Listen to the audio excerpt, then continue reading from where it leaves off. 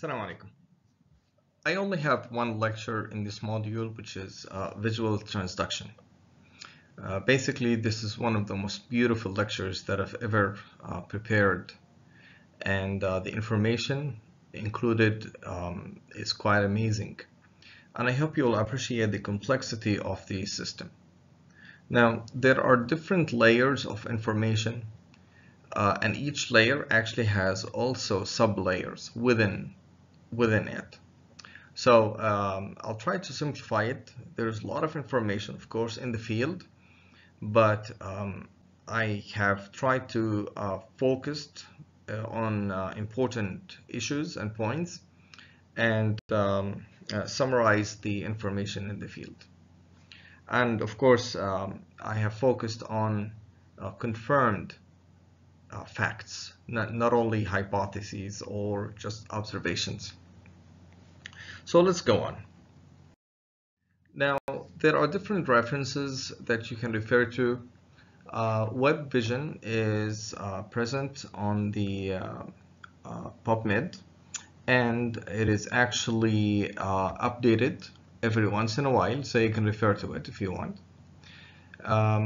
There is a document prepared by two scientists. It's called the Molecular Design of Visual Transduction. Really nice summary of what's happening in the field. And there's another one known as Adaptation of Rod Photoreceptors to Light and Dark. I've taken some information and confirmed information in this document right here. So let's go on. So the thing is, what we will do is talk about visual transduction in dim light as well as in bright light. We'll focus on dim light because there is more information about how we see in dim light. That is, candle light.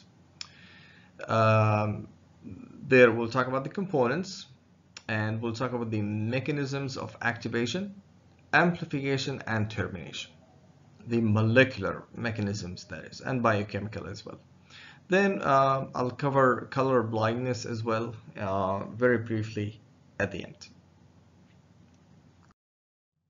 So there is a large spectrum of wavelength. We only see a small fraction of this spectrum. We only see these colors right here, and there are thousands of different ranges of color within this spectrum. Now, animals and insects can see in the UV light, and even and some can see in the infrared range as well. So, but that's what we see.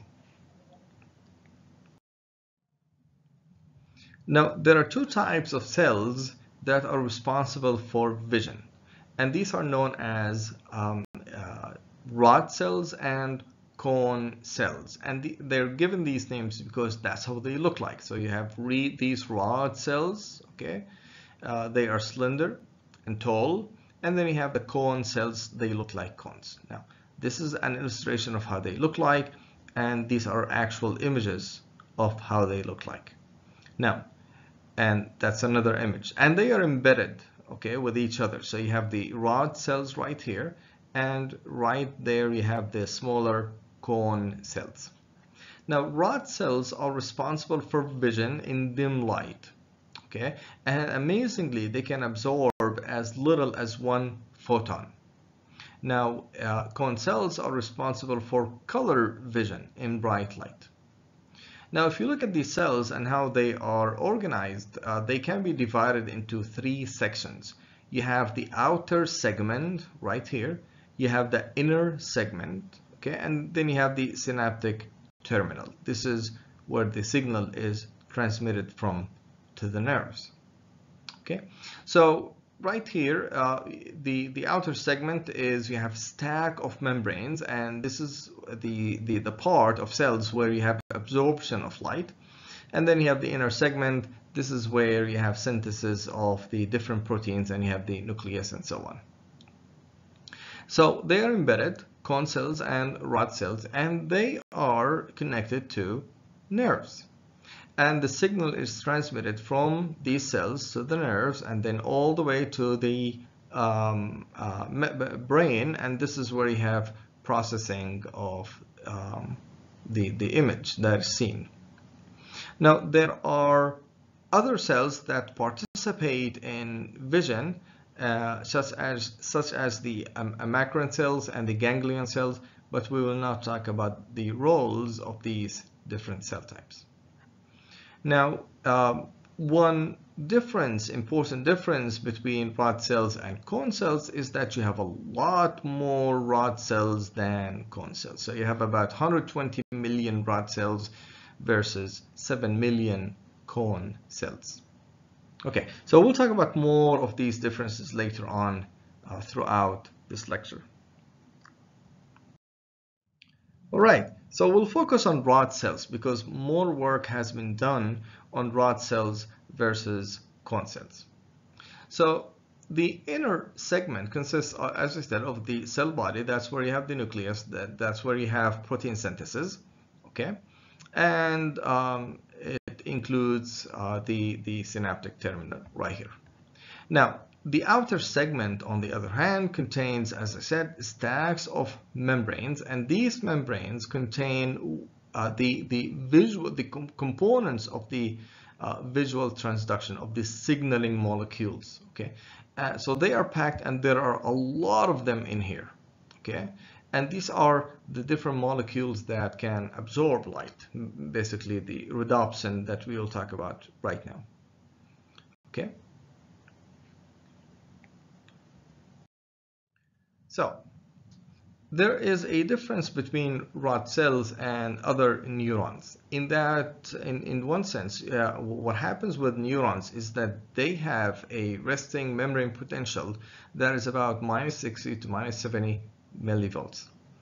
Now, when they are excited, what happens is that channels open up and they get depolarized, and then you have including calcium voltage-gated calcium ion channels, and ions get in, and that results in release of neurotransmitters. Okay, so that's in normal, regular neurons as we know them. Except that in rod and cone cells, they work in the opposite way actually. Because at rest, that is in darkness, when they are not excited by light, rods and cone cells are actually depolarized, and they have a resting membrane potential of about -35 to -45. Now what happens, and that results in having the channels actually open. Okay, and as a result, you have release of potassium ions. Okay, and you have release of potassium ions and entry of sodium ions as well as calcium ions. But what happens is that when these cells get excited, when they are hit by light, what happens is that these channels, well, they get depolarized, hyperpolarized, I'm sorry, and channels close, and that results in less entry of these ions. Okay, and that results actually in decrease in the release of the neurotransmitter, which is glutamate. Okay, so what happens here is that when you have entry of these ions in the dark, you have release of a lot of glutamate, that is the neurotransmitter, and this is known as the dark current. Now what happens is that when these channels close, there is less release of glutamate, and this is actually the signal. That is, less neurotransmitter is released from these cells.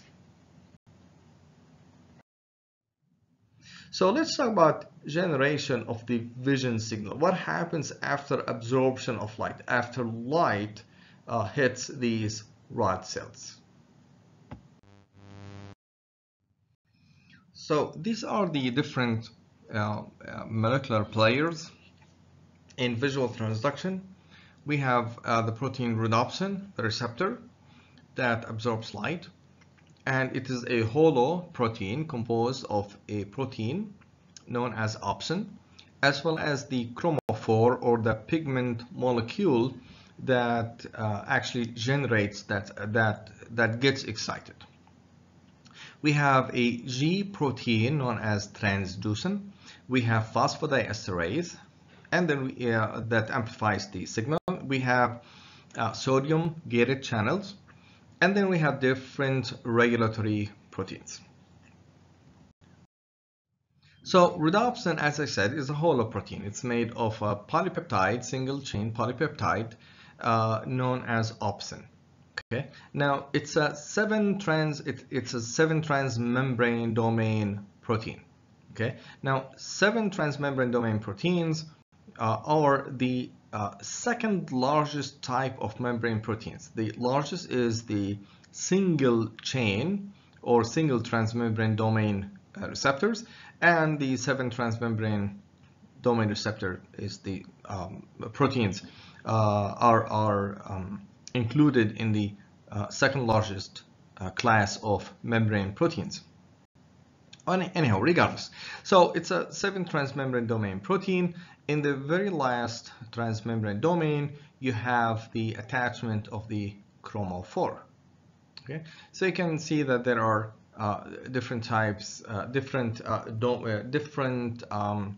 sequences that are important for regulation and function as well. Okay, so in the protein, in the cytosolic region of the protein, this is the part that is important for transmitting the signal. Okay.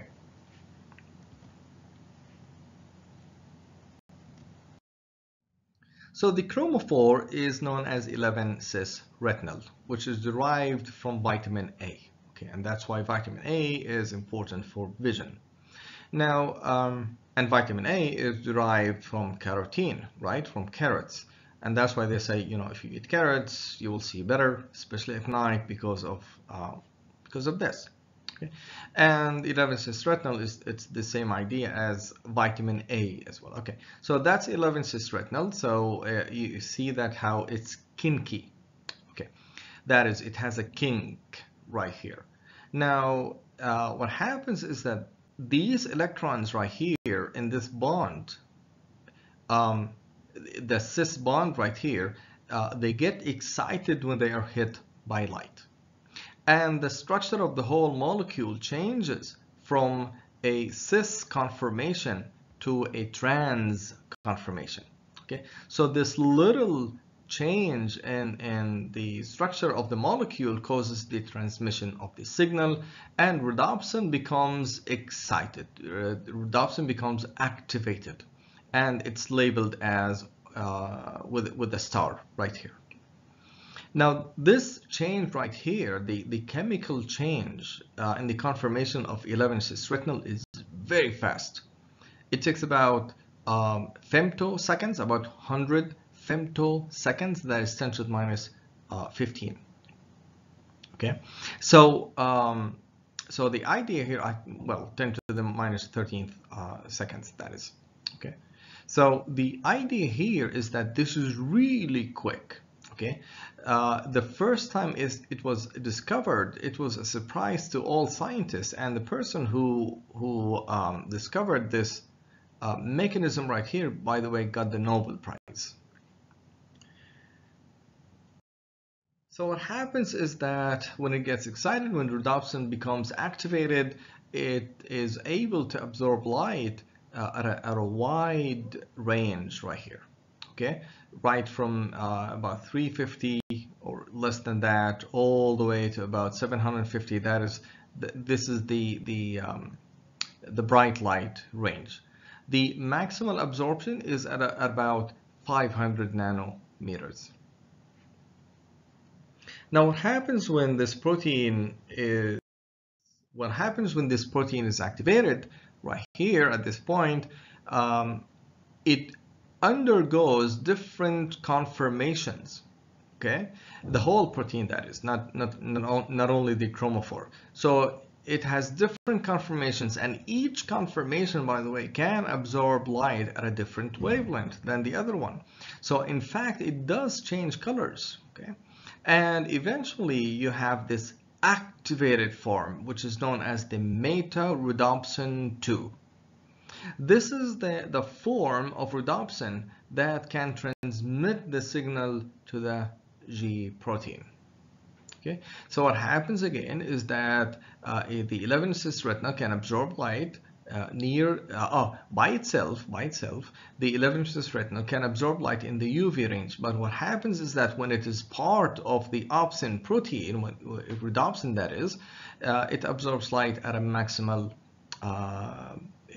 wavelength of about 500 nanometer. Now what happens is that the energy absorbed from light, taken from light, is transmitted, or it gets converted into chemical energy as a result of this conformational change of the molecule as well, and that changes the structure of the opsin protein. Then what happens is you have activation of transducin, and as I said, transducin is a G protein. Now, G proteins are composed of 3 polypeptides, 3 subunits, and these are known as the alpha, beta, and gamma. Now, beta and gamma are inhibitory of alpha. Alpha is associated with GDP. Now, when alpha is bound to GDP, it's inactive. Now, what happens is that when rhodopsin gets activated, it interacts with the G protein right here. It allows for the displacement of GDP. So GDP is kicked out and GTP comes in, the triphosphate form comes in, and it binds to alpha. When alpha binds to GTP, it gets released from beta and gamma. Okay? And then the alpha subunit, when it is GTP bound, it interacts with phosphodiesterase, and phosphodiesterase converts cyclic GMP to GMP. Now that reduces the amount of cyclic GMP in the cytosol. Now the cyclic GMP is important because it binds to these cyclic GMP gated channels, and when it binds to them, it keeps them open. But when you have reduction in the level of cyclic GMP in the cytosol, you have release and you have less cyclic GMP bound to these channels, and these channels close. Now these channels are responsible for the entry of sodium ions as well as some calcium ions, so you have less sodium and calcium ions getting into the cells. Okay, and as I said, that results in decrease in the release of the glutamate, which is the neurotransmitter. So what happens is that when G-alpha is bound to GTP and it gets released from the beta and gamma subunits, it binds to the phosphodiesterase enzyme, the cyclic GMP phosphodiesterase enzyme, activating it. Okay, so now this phosphodiesterase enzyme can hydrolyze cyclic GMP, converting it to GMP. Okay, so remember that the reaction goes like this. You start with GTP, and guanylate cyclase converts GTP to cyclic GMP, and cyclic GMP can bind to the cyclic GMP dependent protein kinases, and you have cellular effect. Cyclic GMP, it gets hydrolyzed by the phosphodiesterase enzyme into GMP, and these enzymes, these kinases, lose their effect. Okay, now notice again that the interaction between the G-alpha subunit and the phosphodiesterase is at a ratio of 1:1. Now, what happens then is that you have decrease in the concentration of cyclic GMP, and these channels that depend, the cyclic GMP gated channels that depend on the binding to cyclic GMP get closed because there's no more cyclic GMP, or there's reduction in the concentration of cyclic GMP, so they close, and as a result there is no entry of sodium ions into the cells, and cells hyperpolarize. Now there's a secondary effect for the closure of these channels, and that is calcium ions also cannot get into the cells. So the concentration of calcium ions is also reduced. Okay. So again, when these channels close, there is no more entry of sodium ions, and also as a secondary effect, there is no entry of calcium ions. But at the same time, you have this efflux, this this transport of calcium ions outside of cells by an exchanger. Okay, so this exchanger it's the sodium ion potassium ion exchanger, but it also acts on calcium ions, getting them out, kicking them out of the cells, and that results in reduction of calcium ion from 500 nanomolar all the way to 50 nanomolar or even less. Okay, so what happens again, there is reduction in the release of glutamate, the neurotransmitter, and that is the signal. Now the signal goes all the way to the brain, and the brain forms the image depending on where it gets the signal from. That is, from what rod cells it gets the signal from.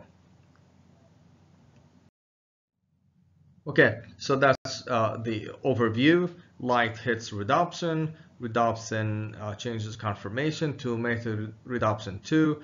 It results in the release of GDP from the alpha subunit. GTP binds. Now the alpha subunit is released. It binds. It interacts with phosphodiesterase. Phosphodiesterase is activated. Now it hydrolyzes cyclic GMP to GMP. Reduction of cyclic GMP results in low interaction of cyclic GMP to the cyclic GMP gated channels. These close, and as a result, sodium doesn't get in. The membrane hyperpolarizes, but at the same time, you have reduction in the concentration of intracellular calcium ions, and that results in an effect. Now this hyperpolarization results in the release of glutamate as well. So let's talk about signal amplification, because one photon is really little in terms of induction of rod cells. Okay, so it doesn't really activate that many rod cells. It's just one photon. So the signal must be amplified so that we can see whatever we can see. So how is the signal amplified? Now the thing is, when one rhodopsin molecule is activated, it can activate 10 to more than 3,000 molecules of transducins. Okay, so that's a lot. Now this range is based on I don't know, number of photons. It depends on experimental measurements that could be inaccurate.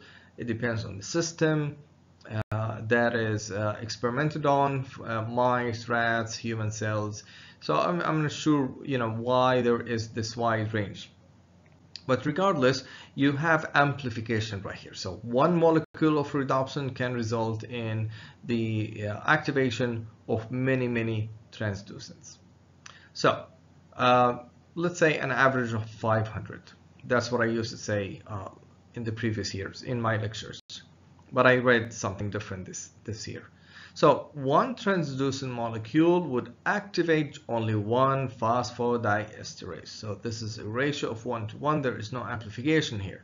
Now one phosphodiesterase would generate 1,000 molecules of cyclic GMP. And these would affect that many cyclic GMP gated channels. So here we have another amplification. Now there is something else that is really important, and that is the membrane itself. Okay, so what happens here is that notice that all of these components are actually membrane bound. Now, remember when we used to talk about in biochemistry, regulation of enzymes, and I said that compartmentalization is important in speeding up reactions.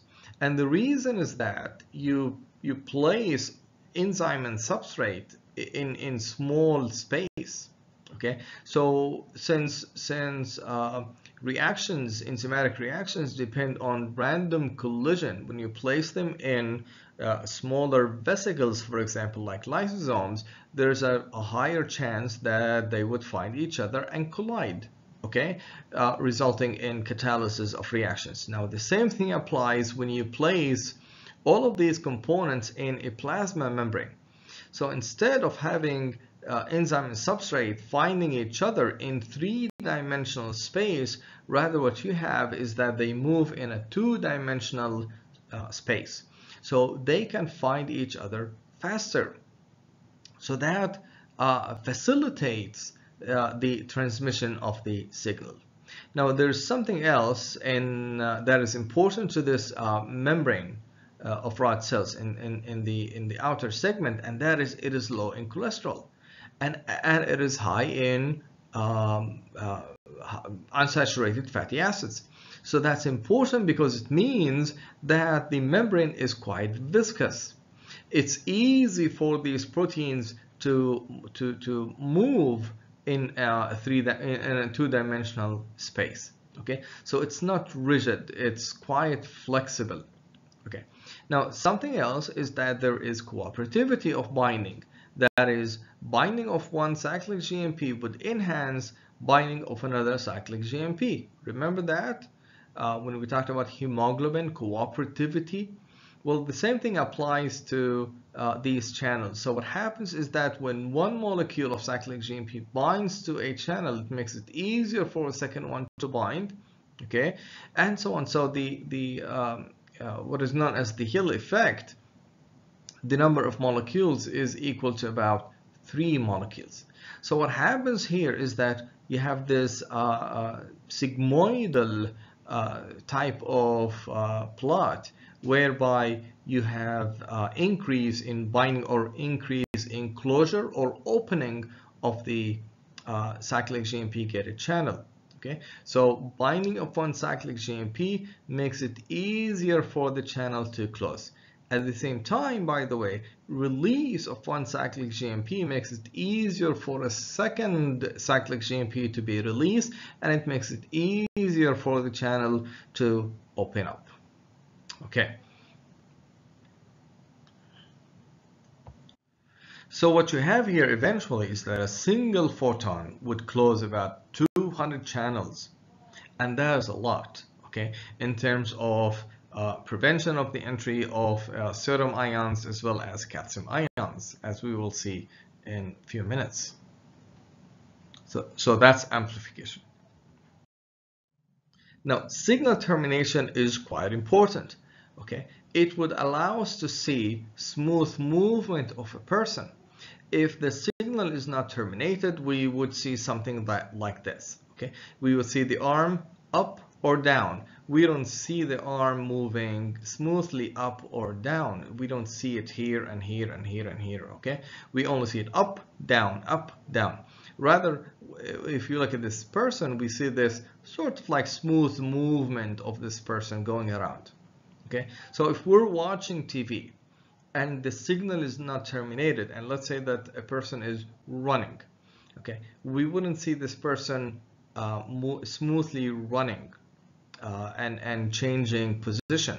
We would see this person right here, and then after a second we would see him right there, and then after a second we would see this person right here. So we would see the image interrupted, okay? So signal termination is really, really important.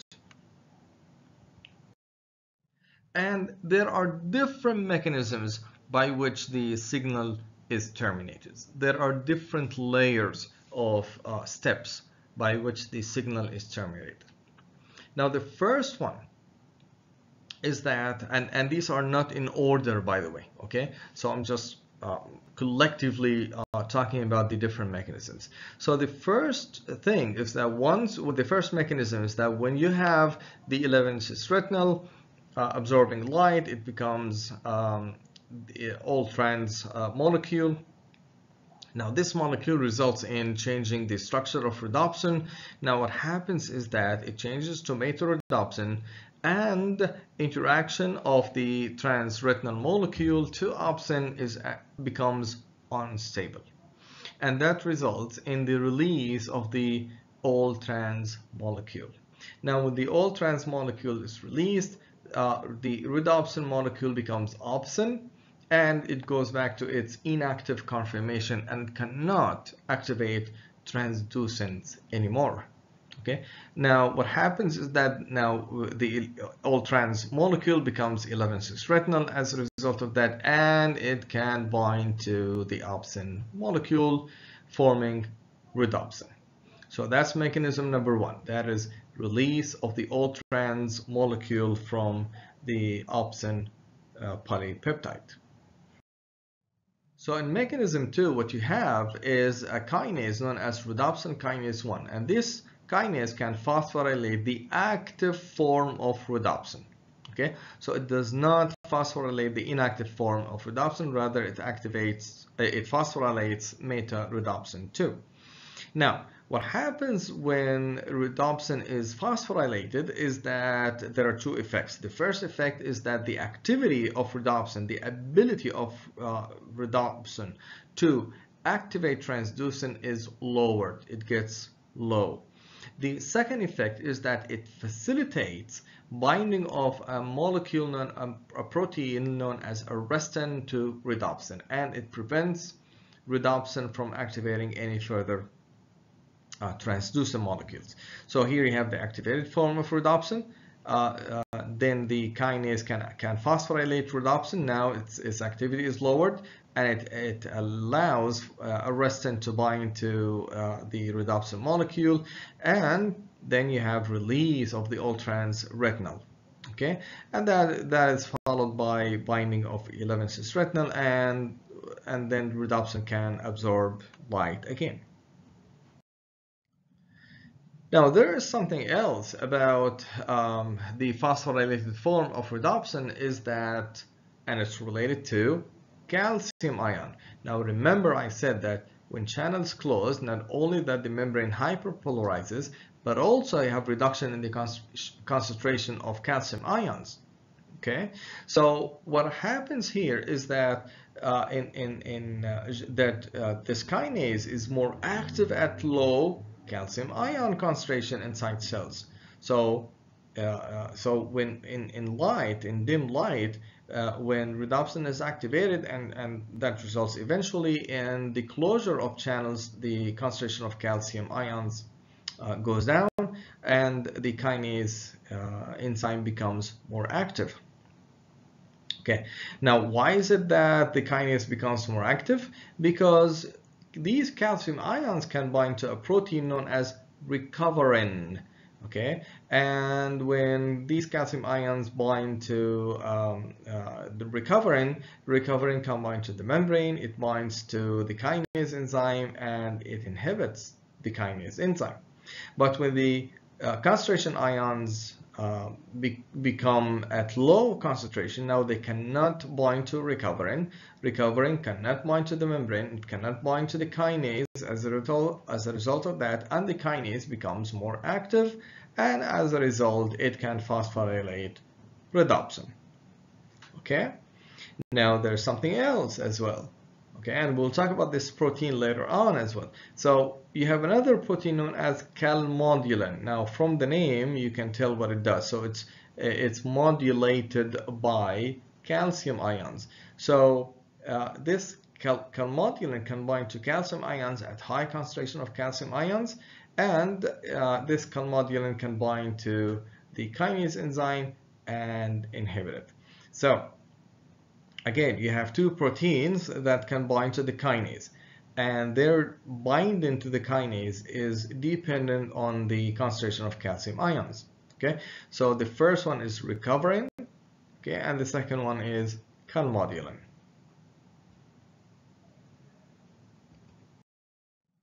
Now, mechanism number 3. what you have in here is that the G alpha itself. Now the G alpha has an intrinsic GTPase activity. So what do we mean by GTPase? That is, this is the enzymatic activity that converts GTP to GDP, to the diphosphate form.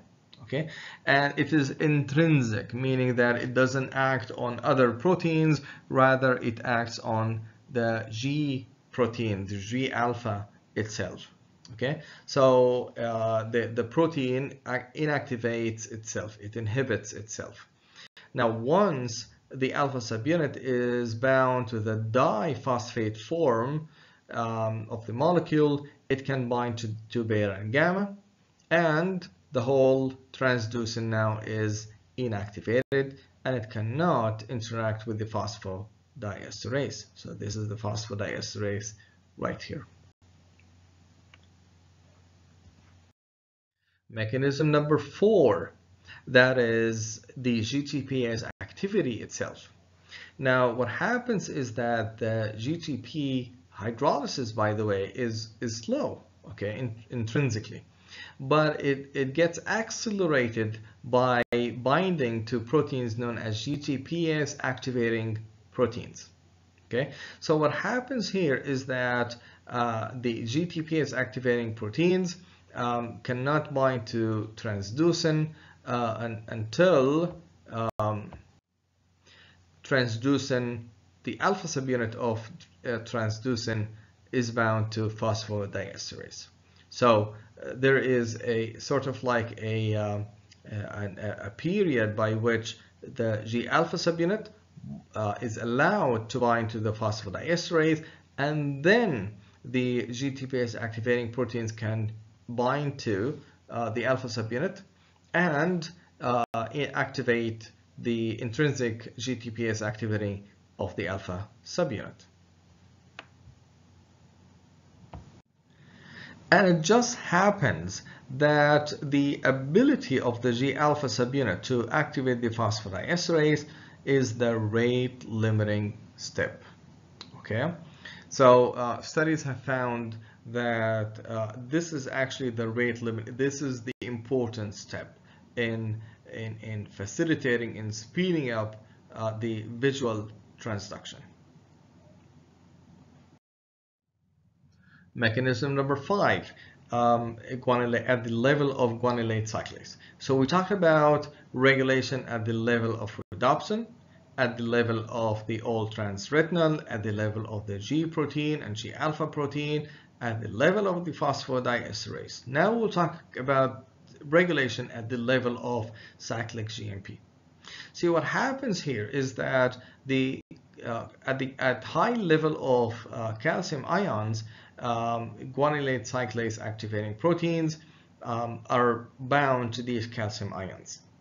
Now, and guanylate cyclase is not very active.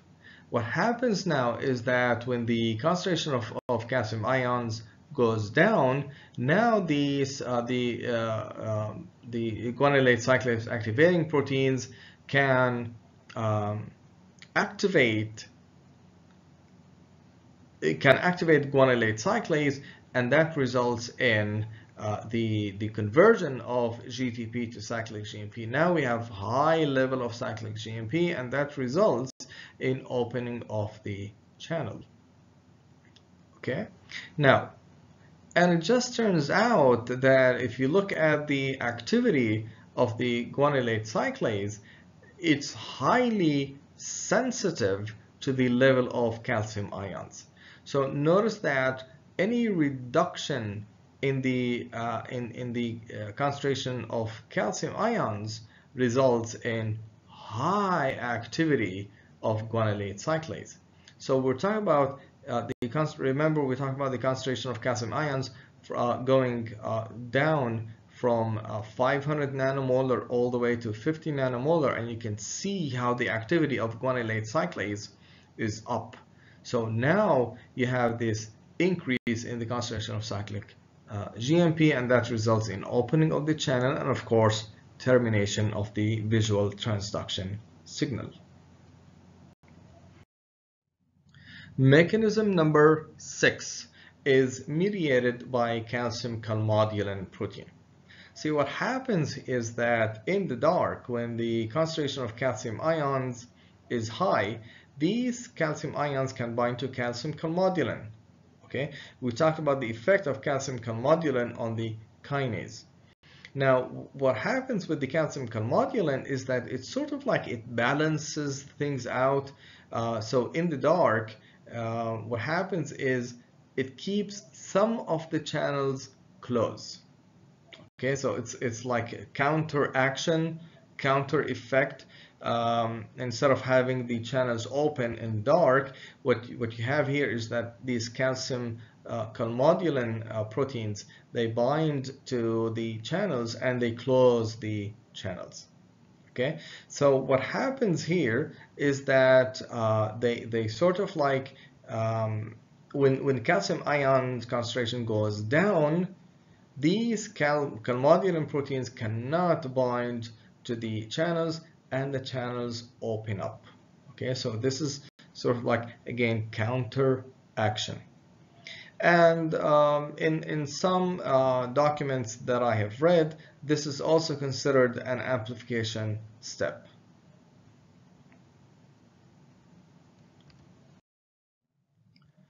Okay, so I know you're getting a headache right now, but let's continue. This is a fun subject. What I want you to do is take it one at a time, try to collect information, and let's talk about adaptation to light-dark conditions. So everything that I've just talked about in terms of termination of the signal also applies to this topic right here, adaptation to light-dark conditions. Okay, what do I mean by adaptation to light-dark conditions? So I'm sure you've noticed that if you move from a well-lit room into a dark room, you don't see anything, right? And it takes you about few minutes to start to see something, right? Or vice versa. If you move from a dark room into a well-lit room, it takes you, your eyes sort of like it gets really sensitive, and it takes you a few minutes to start to see clearly and for your eyes to relax. So this is what I'm going to talk about right now. So again, everything that I've just talked about in terms of regulation of the visual transduction signaling also applies here, but here I'm going to focus on an additional aspect. And this is really quite interesting. So here in this experiment right here, what they've done is that they have labeled the proteins Arrestin or G protein. And it turns out that here you have this rod cell. It turns out that Arrestin in the dark, it stays in the inner segment. But in the dark, it is localized in the outer segment. On the other hand, G protein has an opposite behavior. In the dark, it is localized in the outer segment, and in light, it's mainly localized in the inner segment. Okay? Same thing with Recoverin. Recoverin has the same behavior as transducin. So why is that the case? See, the thing is, in the dark, you want Arrestin to stay in the inner segment because you want these rod cells to become very sensitive to any photon, to any light. You don't want the rhodopsin to be inactivated. On the other hand, the G protein is localized in the outer segment, waiting for any signal, for any photon to hit rhodopsin, and for the G protein to be activated. On the other hand, it takes you time to adapt to light, because now Arrestin slowly moves from the outer segment to the inner segment in order to terminate the signal. And on the other hand, G protein moves from the outer segment to the inner segment so that the signaling in rod cells would be terminated. Now, same thing with Recoverin as well. Okay, so that's why it takes us a few minutes to adapt to light or dark conditions. Okay, so take a break and let's talk about color vision right now. Now, the same thing applies to cone cells. Now, cone cells are responsible for vision in bright light. And it turns out that there are 3 types of cone cells. Okay, and these cell types, each one of them is responsible for vision of a certain wavelength. So you have what is known as the short wavelength or the short wave cone, and it has a peak in the blue color vision. And then you have the green or the middle wave, and it's the middle wave cone. It's responsible for visualizing green color. And you have the long wave cone, and it is responsible for visualizing red color.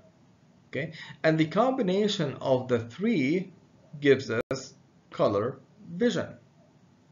And as I said before, that you have these cone cells embedded within a population of large population of rod cells. Okay.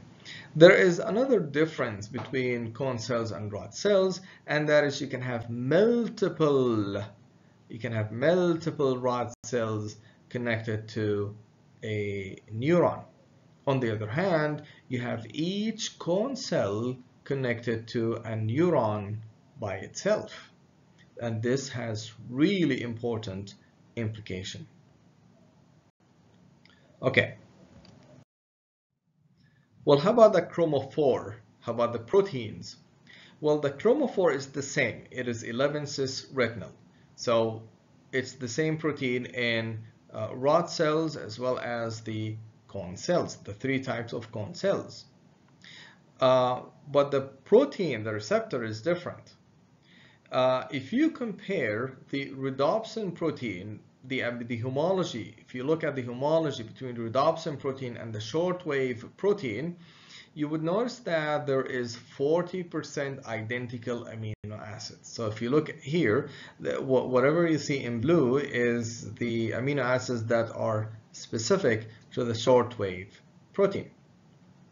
Okay, so but the amino acids in white, these are common between the 2 proteins, the rhodopsin and the shortwave proteins.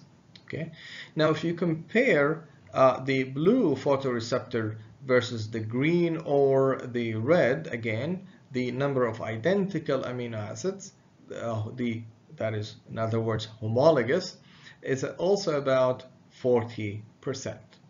Now, note that if you compare the medium wave versus the low wave receptors, they are more than 95% identical. And that's important. This has really important implications, as we will see. Okay, so it's actually these amino acids that determine what wavelength the protein would absorb, or what the chromophore would absorb. Okay, now, so the homology between the red and the green photoreceptors, or the long wave versus the medium wave, is about more than 95%. But there are 3 positions, 3 amino acids that are, well, 3 positions that are important. And these are position 180, 277, and 285. So if you look at the red, at 180, it contains serine, and to a certain extent alanine. Okay, and tyrosine at position 277, and threonine at position 285. Okay, whereas in the green photoreceptor, the positions are filled by alanine, phenylalanine, and alanine. Okay, so notice that here we're talking about amino acids that have a hydroxyl group. On the other hand, these amino acids are hydrophobic, or at least I should say nonpolar. Now, it turns out that actually a change in these amino acids from one to the other would shift the wavelength that is absorbed by the chromophore. Okay, so if you have a hydroxyl group that is added to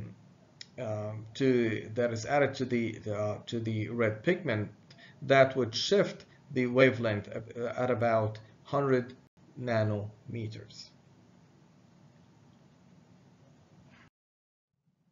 Okay, so in comparison, by comparing rods versus cone cells, notice that we've talked about a few differences in terms of light absorption, the wavelength of light that is absorbed, in terms of number. Okay, so rod cells are more in number versus cone cells.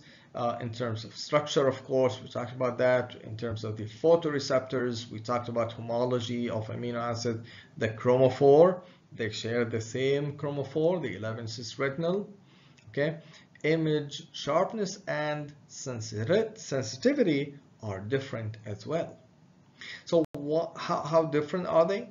Well, logically speaking, in bright light, you see things much better than in the dark, right? So the image is much sharper in bright light.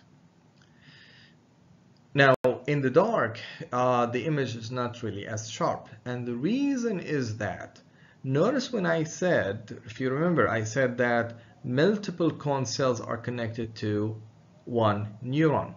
Whereas if you look at each cone cell is connected to one neuron, or I should say limited number, less than rod cells. So how does that affect sharpness of the image that we see? See, the thing is, when you have multiple rod cells connected to one neuron, and the signal is transmitted and it reaches the brain, now the brain doesn't know exactly where it gets the image from which rod cell. So it forms an image to the best of its ability. So the image that we see in our brain is not really that sharp, okay, because it doesn't know where it's getting the signal exactly from. On the other hand, since each cone cell is connected to a nerve, now the brain knows exactly where it's getting the signal from. So when it forms the image, it forms a very sharp image. Okay? How about sensitivity? Well, we see better, by the way, in dim light in terms of sensitivity than in bright light. Why? Because you have many more rod cells than cone cells. Okay, so you get a lot of signals from rod cells to the brain. So the brain would have a more sensitive, there's a more sensitive effect in dim light versus bright light. Now there's another reason, and that is it has been found that the molecular machinery, that is the number of molecules responsible for vision, is more in rod cells than in cone cells. So you have the signal inside rod cells amplified much more than the signal formed, or the signal formed in cone cells. Okay. Final topic. Take a deep breath. So let's talk about color blindness very quickly. Remember how I said, well, okay, so the blue opsin gene is located on chromosome 7, but the red and green are located on the X chromosome. Wow, this has a lot of implications in here.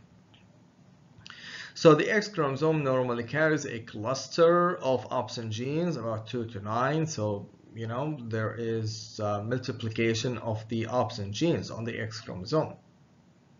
And this is fine. So if you have more red photoreceptor genes, it doesn't mean that you see red better. Okay, same thing with green. But it has really serious implication, and that is, remember how when chromosomes line up in the metaphase in meiosis? Well, what happens here is that when you have these X chromosomes lining up, you can have genetic recombination. You have exchange of genetic material between the two X chromosomes, and that is really good for diversity, right?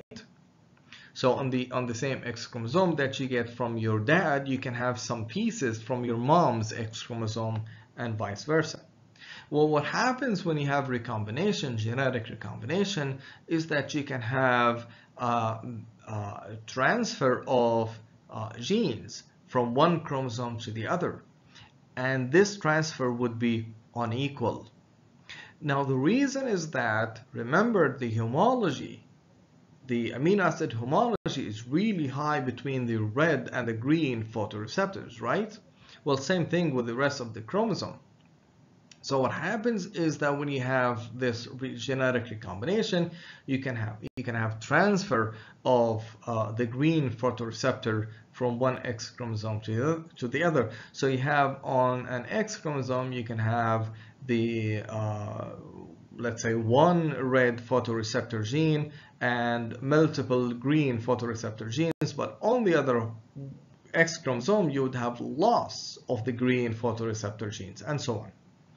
And this recombination can occur intergenically, or it can occur intragenically. Remember, there's high homology between the genes.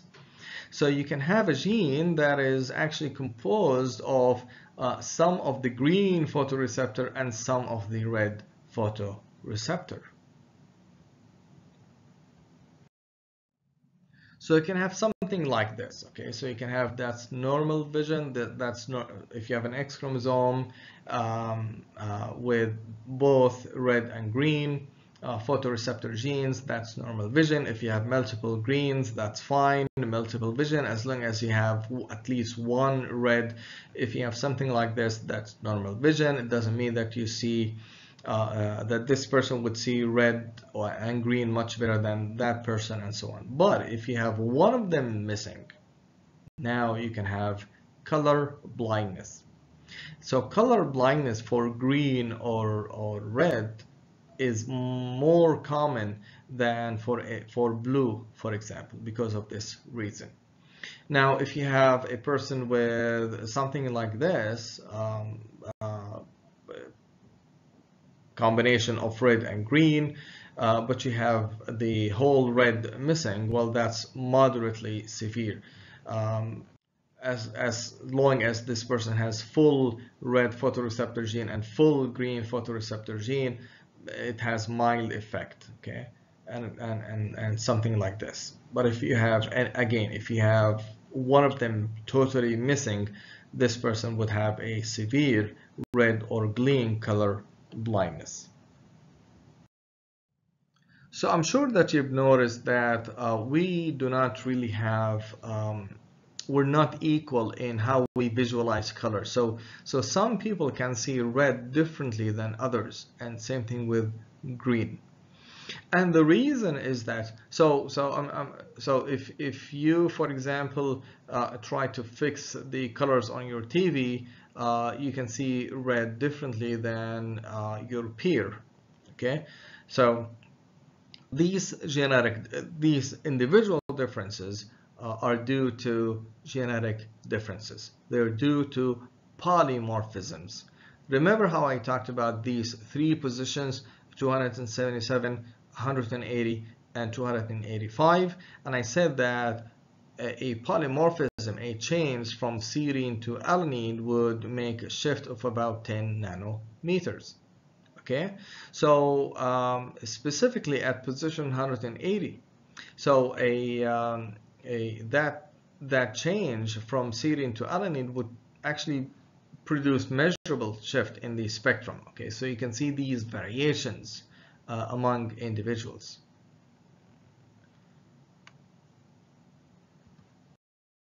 Now, and who would be more affected, males or females? Remember, we're talking about an X-linked phenotype right here, or genetic disorder. So males would be more affected because they have only one X chromosome. Okay, so there is a higher chance that they would be affected. So that's a pedigree. I hope you remember your genetics, because in the exam, I'm gonna give you a pedigree or number of pedigrees, and I can ask you which one of them represents color blindness. So let's view this one right here. Here the male is affected. Now, of course, the male would transmit the X chromosome to his females, and so all of his females would be carriers, right? Because they're all getting the same X chromosome from the father. Okay, so these are carriers. So look at this one right here. This female is married to this male, and so there's 50% of females would be affected because they can get the bad X chromosome or the good X chromosome. Okay, now this male is not affected, but this male son is affected because this male son is getting the defective X chromosome from the mother. Okay, now same thing here. This female would transmit the bad X chromosome to this son, the good chromosome to that son, the bad X chromosome to this daughter. Of course, this daughter would be a carrier because she's getting the good X chromosome from her father, and so on. So that's the pedigree, and we're done. Actually, not really. So this is how people with severe color blindness would see things. This is a person with red blindness. Okay, so this person would not be able to see red clearly, of course. And this is a person with green blindness, but it's really not that severe. I mean, people with blindness would see things, would adapt to seeing red. Okay, maybe not as we see red, but they would recognize red. Now, if you go to the US, I'm not sure about Jordan, but if you go to the US, they would test individuals for color blindness when they get their driver's license, because, well, that's important because of the traffic light, right? Green, red, anyhow. So that's the idea. Allah ma'akum. I'm not done. Okay, here's the game. Okay, so can you see red really clearly? Well, look at these figures right here. Can you read the words inside the squares? That's a nice game, actually. So you can go to this website and test yourself. Am I done?